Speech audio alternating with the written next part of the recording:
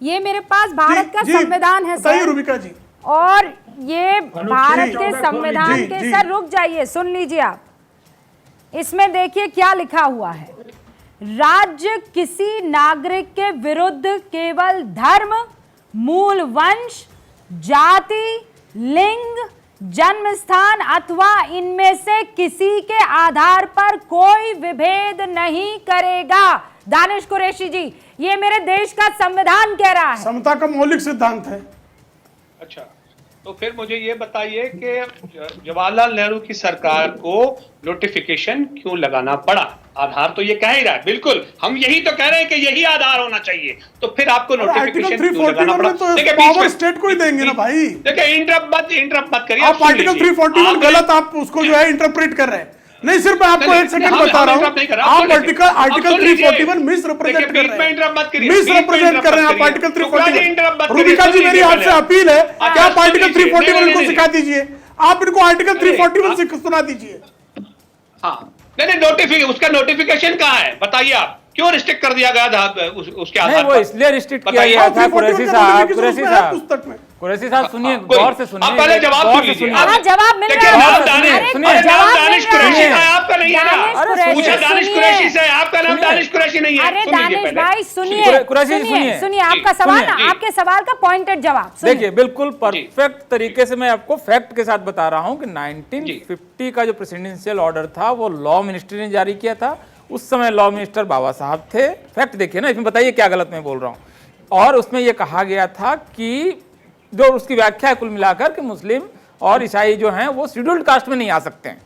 कुरैशी जी, आप कसाई जाति से हैं और आपको ओबीसी आरक्षण ऑलरेडी मिल रहा है, ठीक है। उसमें वो उन दो समुदायों को, इसलिए दो धर्मों को शामिल न करने के पीछे संविधान सभा की पूरी बहस पढ़ लीजिए।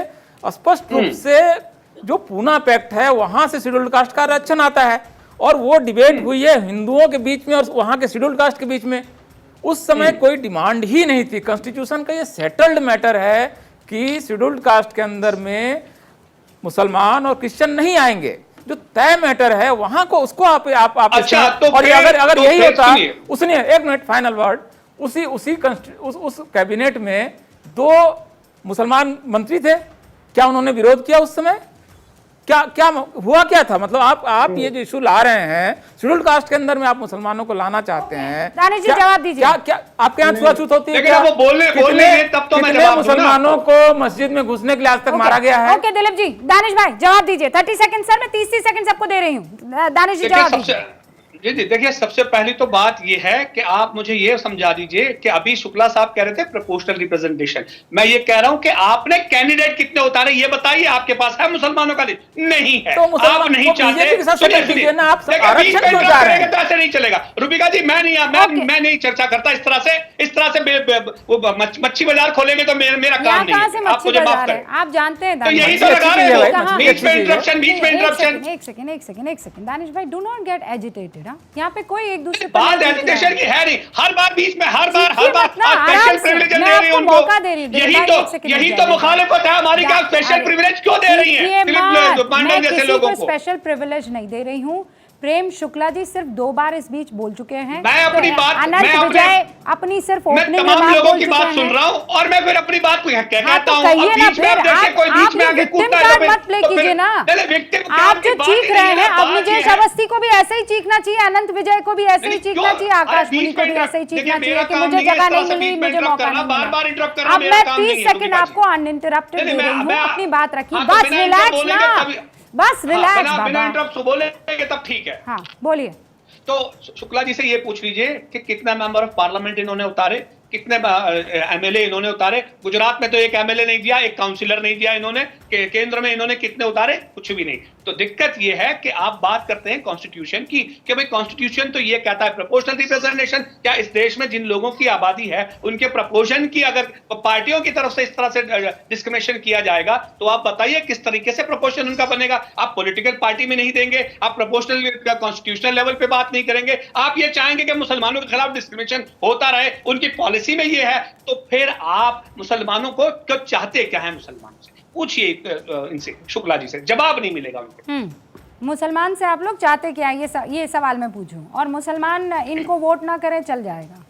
ये सिर्फ देते रहे, मुसलमान का हाथ यूं रहेगा तो आप कहिए ना, आप कहिए ना कि और हम बाकी सब हाथ यूं रखें। मुसलमानों को वोट नहीं देंगे। हाँ? सुनिए रूबिका जी, दानिश 10 भाई, सेकंड, 10 नहीं, सेकंड। मैं आपसे अब एक 10 सवाल पूछूं, उसका जवाब दीजिए। आप ये चाहते हैं कि मुसलमान सिर्फ लूटे, मुसलमान सिर्फ ले, देने की स्थिति में मुसलमान ना रहे।